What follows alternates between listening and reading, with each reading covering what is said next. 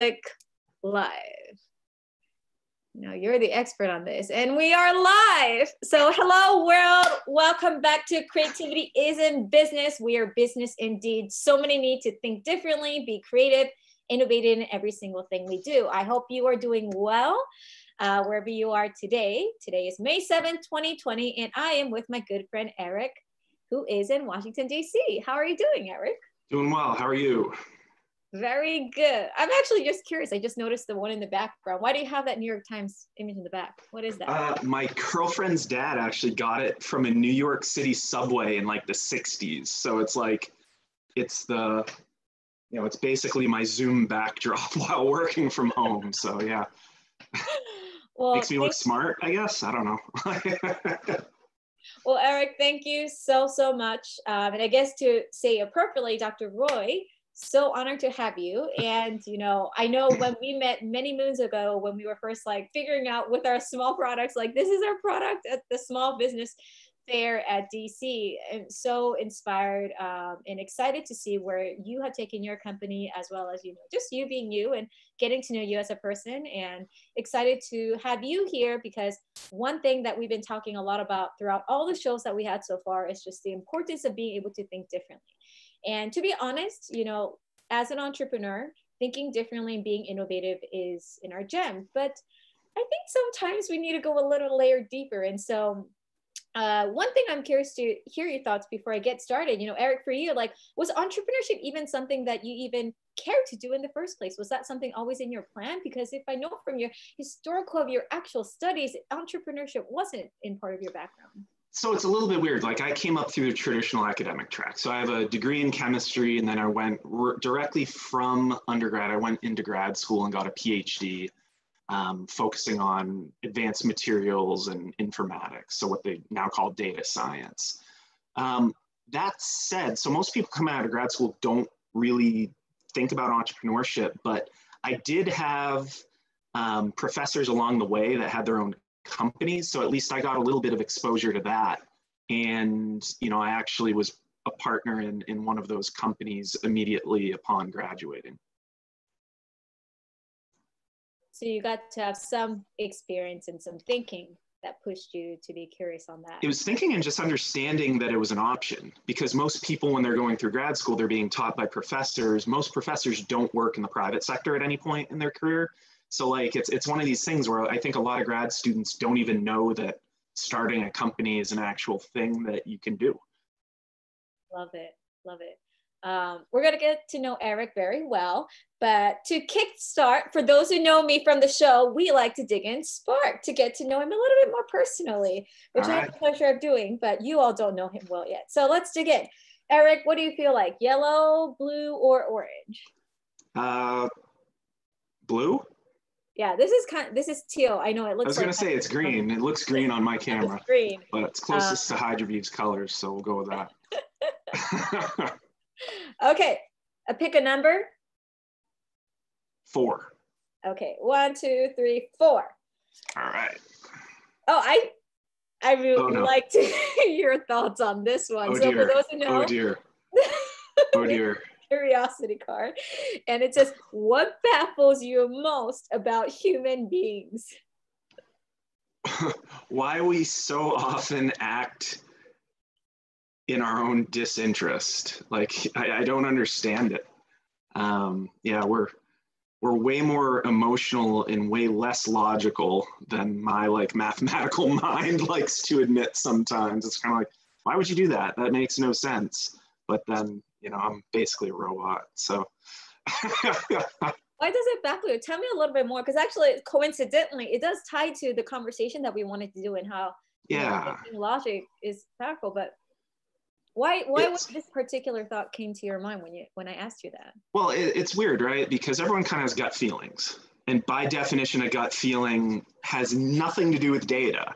So it's like you might have a gut feeling, but if you're not looking at data, your gut feeling might actually take you away from the best path. And there's a lot of kind of examples about this, like, on personal finance with like debt and all this other stuff, and, buying stuff that you can't afford and all that type of stuff as well. So that's always baffled me, just because you know, just out of my own nature, it's like I try to like have one foot in the numbers at all times.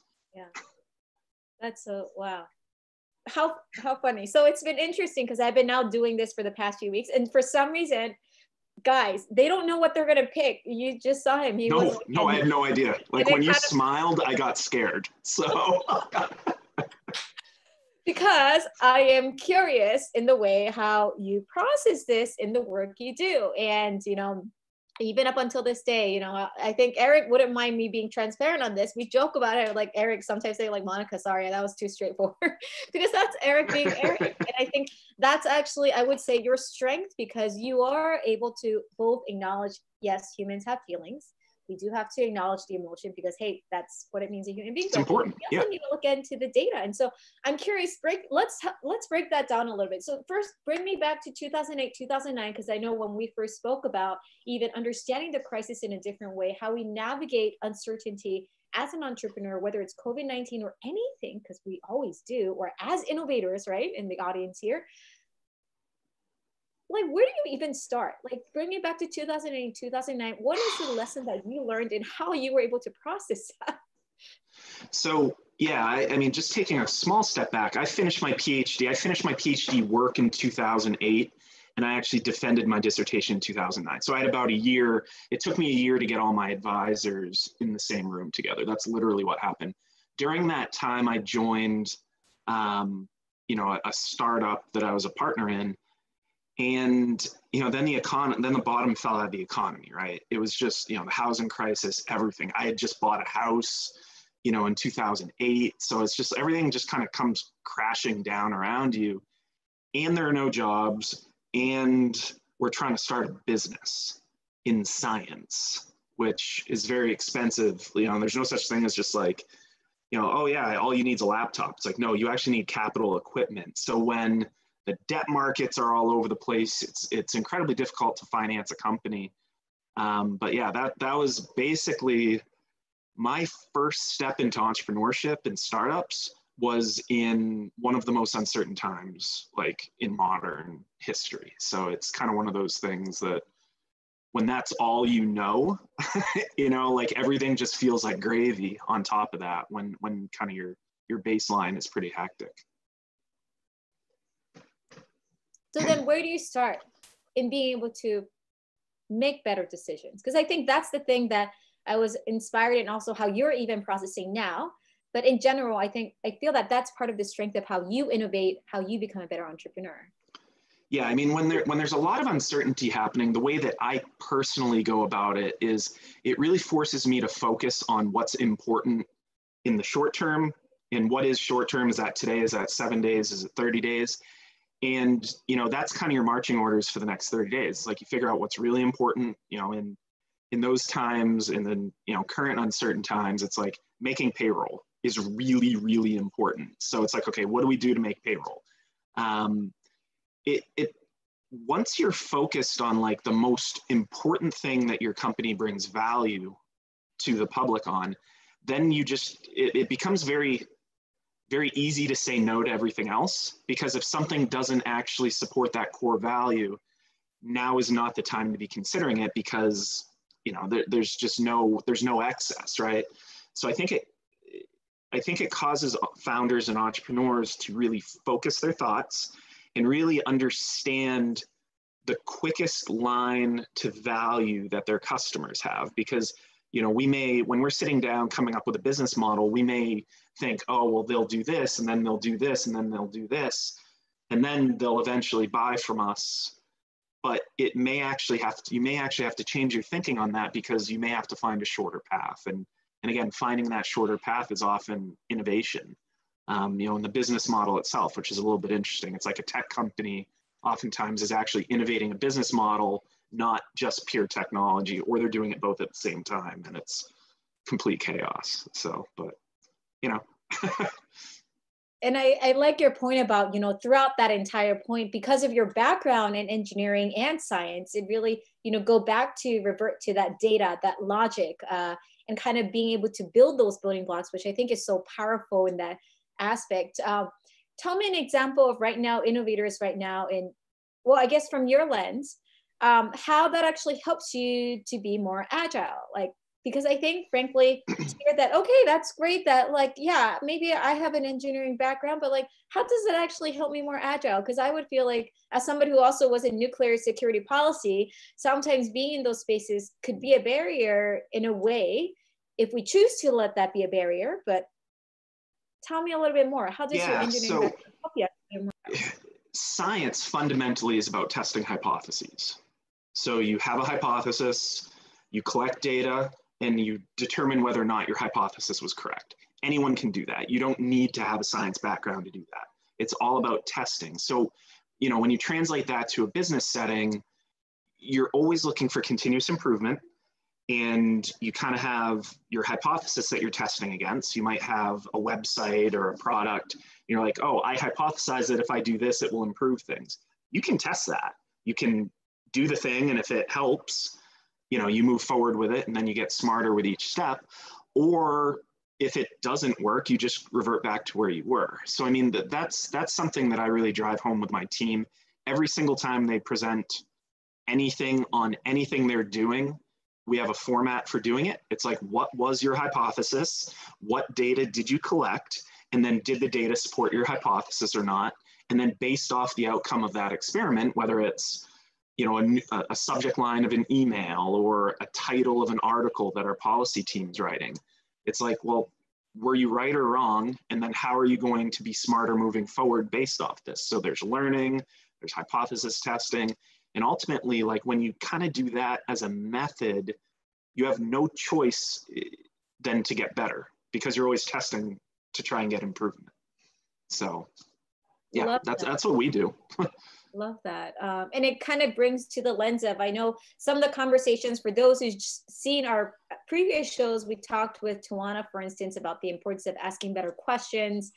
We also spoke with Melanie about having, you know, being able to tell your story, going back to the clarity aspect. And so all of these connect the dots, I think, and be thinking about, you know, when you're collecting data, it sounds like you have to know that it will take time, is I think what I'm also hearing. That you start with the assumption that it is not going to be done tomorrow, which I know it's tempting as a problem solver. Absolutely. It's like, Eric, I want to know right now. Yeah, it's like, well, we don't. I mean, you can guess. You're welcome to guess, but you're not going to be right. You know, you may not be right. So, yeah. So how do you balance that part? Because, for instance, like, actually, it brings me another point. So with Julie last time, she's a coach, and we spoke about, you know, how it's important as leaders and innovators to be mindful of being a more thoughtful problem solver in how we process. And I love that you're helping us also reframe the thinking of, okay, like the scientific thinking could be helpful in how we address anything from being a better problem solver, how we navigate uncertainty, how we become a better entrepreneur. But it could be really hard to know where to start. So other than the gracious questions that you have shared that you're doing with your team, what's another one-on-one step that somebody can do right now for their personal selves of how they can rewire the way they think about it so that they start thinking more like what you just said? Yeah, no, I think that's a really good question. And I think the first step is just being brutally honest with yourself about whatever it is. So I guess what I mean by that is, human beings, myself included, we tend to fall in love with our own ideas. And then what you're doing is you're looking for, you know, there's a term for this called confirmation bias. And so what you're doing is you're looking for any signals in the data or the interactions that confirm your idea, but you have to admit to yourself that there is confirmation bias. That's a word that appears in emails to my team all the time. It's like, so if you're honest about, like, okay, is this a fully baked idea, or is this just a, like, where are we? Are we in the sandbox right now? Or are we, you know, what stage of the idea are we actually in? And if you're honest with yourself and you use the words of, like, okay, this is a prototype concept, or this is in the sandbox, this is brass board, or this is a fully baked idea, as long as you're using the words, it's like easier to say that you were wrong if you're like, this is a prototype, or this is just a thought, or this is brainstorming. You know, the two hardest things for people, I think, to say, and I say this to my team all the time, is number one, I was wrong. Number two, I'm sorry, right? So those are the two hardest things anyone can ever say. And especially when you fall in love with an idea as an entrepreneur, like, you might love your idea, but it might not work. And, you know, it's once you fall in love with a bad idea, now you're talking about putting money behind it and effort and all this other stuff. So I think at least at Hydroviv, like we use the term prototype a lot, brainstorm, like, is this a fully baked idea, or is this like something that we actually have data that supports? You know, that's just kind of the process that we use internally. So what if I challenge you and take that to another notion, which is, okay, how much data is enough data? Because what if I still say, oh, sorry, 10,000 data, that's still too small, that's confirmation bias, or I'm not connecting the dots in a full way? Because so tell me your thoughts on that. Is there ever enough data? Oh, there is. I mean, there are definitely, you know, statistics, right? So, I mean, there are statistical significance calculators that you can use online.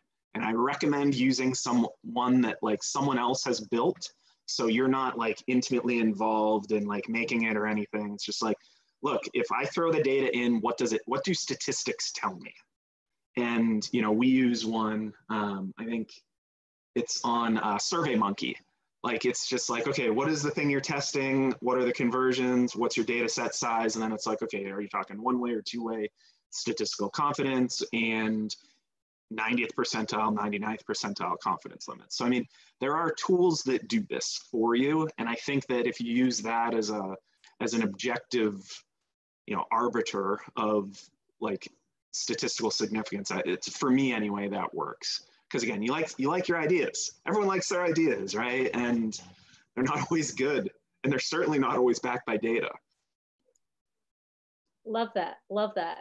But still, to flip the coin, because I always like to keep pushing to dig deeper, is, you know, sometimes though there are certain decisions that data seems to say it's crazy, but your gut instinct just says it's right. It seems the craziest thing, and it ends up being the right thing. And I mean, I think Walt Disney is a beautiful example. People thought he was crazy for building a park. I'm like, you want to do what? Like, nobody, like, the more I research about, like, for instance, Walt Disney's story, like, or even Google, like, people are like, do you want to do what search engine? We already got that stuff. Like, nobody needs it. And I'm sure when you even started your work, I know even the decision you did when Flint was happening, people are like, wait, why are you doing that? Like, and so I would love to hear your thoughts on that. What about those moments? So those moments, I think, again, it's really important to be honest, brutally honest with yourself about where on the risk reward curve are you operating? Like, is this like Disney or nothing? And if it's Disney or nothing, are you willing to risk whatever it is you have for a chance of getting Disney? Or would you rather work something closer, you know, something a little bit lower on that risk reward curve? You know, because everyone's different, right? Like, some people have families that depend on the income. Some people are early career, later career. So, I mean, there are realities in people's lives. Like, I don't have children of my own, so I was able to take a bigger financial risk when starting the company. Whereas, you know, if I had a family, like both my brothers have kids, I'm not sure that they would have been able to do that. So I think just understanding where you are on that risk reward curve, being really honest with yourself about, okay, what's our financial position? Like, if it's a bad idea, like, how do I eat for the next 2 months? Like, if you have savings, that mitigates that. If you don't have savings, you might want to rethink that. I think as entrepreneurs, we have a bias towards studying success stories sometimes. And I think that we lead people to chase those success stories, even if when you read the success stories, you're only reading about the stuff that the person wants to tell you, right? So when you talk to an entrepreneur and they're looking back in time and you read those books, like, I like to ask myself, like, are they just telling stories where they're the hero? Or are they really talking about like the actual stuff that takes place, the stuff that you and I have talked very candidly about, you know, off camera on multiple occasions? And I just think, again, being brutally honest with yourself about, like, okay, how long can I live without an income? Like, am I putting anyone else at risk? And those are just kind of calculations. There's no like spreadsheet you can punch that in to give you the right answer, because it's unique for everyone. But yeah. And it sounds like that's perhaps where, I guess, even for you to acknowledge that there, it's where the human emotion and the logic absolutely. data together merges. Because if we just were building blanket robots, I'm like, no, data says that's black, that's white, then none of those would have happened. And I think that's what makes being a human being so really powerful and more valuable, I think. And it makes the question of like, you know, so to take a step back from our even entire conversation is that to really actually understand how to be agile, to be resilient with science and engineering doesn't mean you just simply go by data. It's actually know how it works so that you embrace it, but then bring the human element to it. Is that? Right. No, that's very fair to say, because again, if it were easy and obvious, it would already be done, right? Like most of those are already done, right? So, you know, you might have an idea and it kind of cuts across the grain or whatever. I guess what I'm saying is, you know, there's a difference between testing an idea, just kind of doing a smoke test for the market, and then there's a difference between that and putting your life savings behind it and having a blind unwillingness to actually look at market feedback. So like, you know, there's a difference between those two, but the idea, there has to be a creative element in like the idea, or else it would already be done, right? You can't just look at prior data and be like, oh, well, because by definition, it's past data, right? So you need to come up with something new. You need to collect your own data. Yeah, and then you collect your data moving forward to see if it's a good idea or not. Like, if you were to look in my GoDaddy like domain registration thing, it's like a graveyard of terrible business ideas that I've had, right? Like, it's just atrocious. But you know, you don't know it until you know, really think about it or bounce it off other people and look at their face, be like, no, don't do that. Yeah. And Eric's being humble because I have seen some of the back end work, and man, I have. You know, guys, for those who know me personally, you say that I'm an organizer. Eric is basically 10, 20 times a different level of organizing and how he does with data. So I'm more of the thought process organizing. If you need the data organizer, you have Eric here.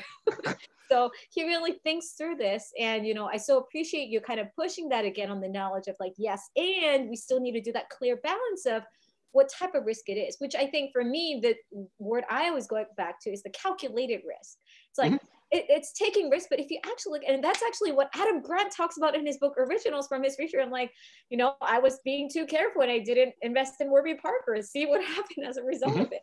But like, if I was being more thoughtfully calculated risk, and that's, I think, so critical if you really look at amazing innovators, whether they are entrepreneurs, innovators who are a student right now, becoming on innovators, it's all because they're being more thoughtful. It's not just blanketly taking risk, as you said, and you pointed out. So let me bring this back to, okay, now thinking about, okay, so as an individual, as founders, specific on different buckets. So for those entrepreneurs out there, it's like, okay, Eric, that's all great. Monica, that's great.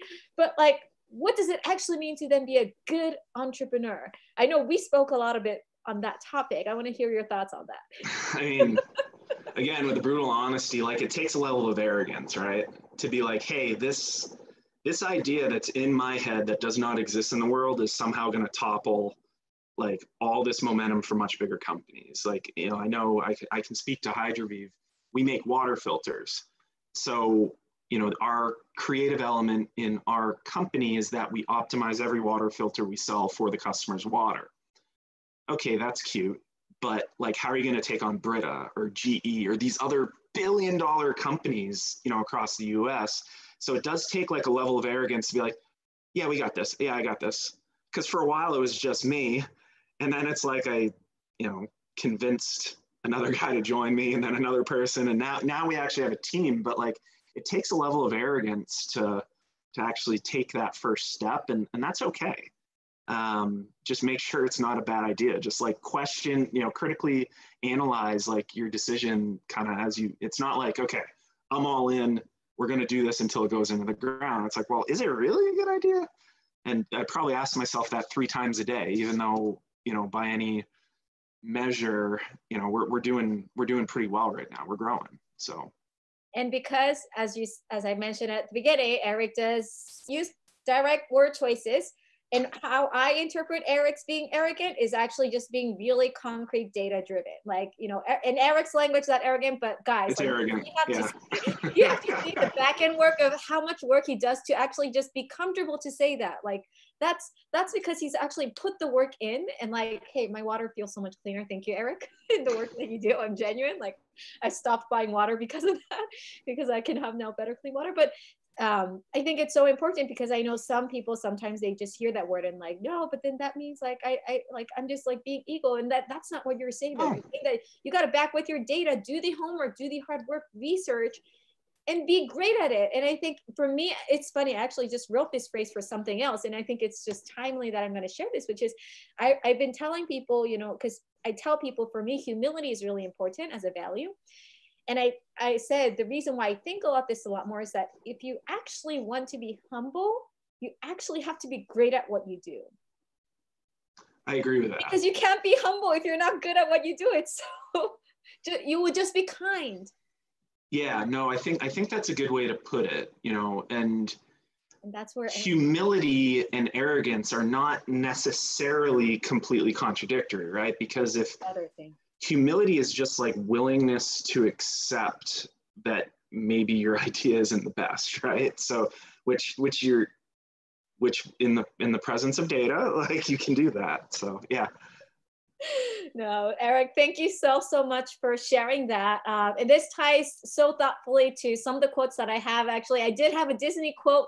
You know, Disney always has some great things. Walt Disney, all our dreams can come true if we have the courage to pursue them. Because at the end of the day, even if you have the data, I know all the folks out there who's watching who's like, I'm not doing anything with it. Go take action, because you have to take action with it. Figure out what you can do, no matter how something small, whether it's just you needing to build that website, you needed to pitch that idea to your supervisor or your community. Take that risk, because hey, like, if Eric didn't do that, even with the data, then hey, it's not a business. It's not anything. It just sits there with a lot of data. So it's all what you do with it with courage. And the second thing is from Vince Lamadier, who says, winners never quit, quitters never win. So you want to win as well, because we care about you growing. This is what we want to do. So Eric, any final thoughts of wisdom, advice you want to share with everyone? No, I think it's so important to actually take action, right? Because if you just sit back and wait to take action, if you let like the pursuit of perfection get in the way of actually trying, you're never actually going to do it. So, you know, just take action. Think of entrepreneurship as a verb and just do it. Give it a whirl. Absolutely. And I'm going to put actually an article I recently came across, even actually for me. And, you know, thank you, Eric, again, for agreeing to do this a month before, when I was still figuring out, because I was focusing on, Eric, I'm going to put this to action. I'm going to do this. This is a time and date. Let me give you the details later. And we did. The exact time. We nailed it. So. So I'm going to put an article that I came across about how all these amazing creators today, from Gary Vee to the Muppet Show, their first shows, look how much thought they put into it, and how that led to a whole legacy. So who knows where our shows will continue on. Let us know what questions you want to see. But for now, I'm excited to share, as we get ready for since we're May, happy May, to celebrate May, we are doing a handful of things. So a little quick shout out as we wrap up is that, one, I'm going to continue the Mondays and Thursdays show. So you will see new guests. I'm excited to now talk about mental health and Asian American Pacific Island identity next Monday. So join us there. But on Wednesday, we are doing a special talk game show with innovators who happen to be Asian American. And so that's going to be a new segment that I'm going to be adding. You might maybe see Eric again for other segments. He's not Asian American, so he can't do that, unfortunately. No. But for other ones upcoming, which I've now kind of recruited without him telling. So Eric, thank you so much for being part of this. Thank you all for joining. Let us know other questions you have, and we will see you soon again. This is Monica Kang and Eric in DC. Yay! Okay.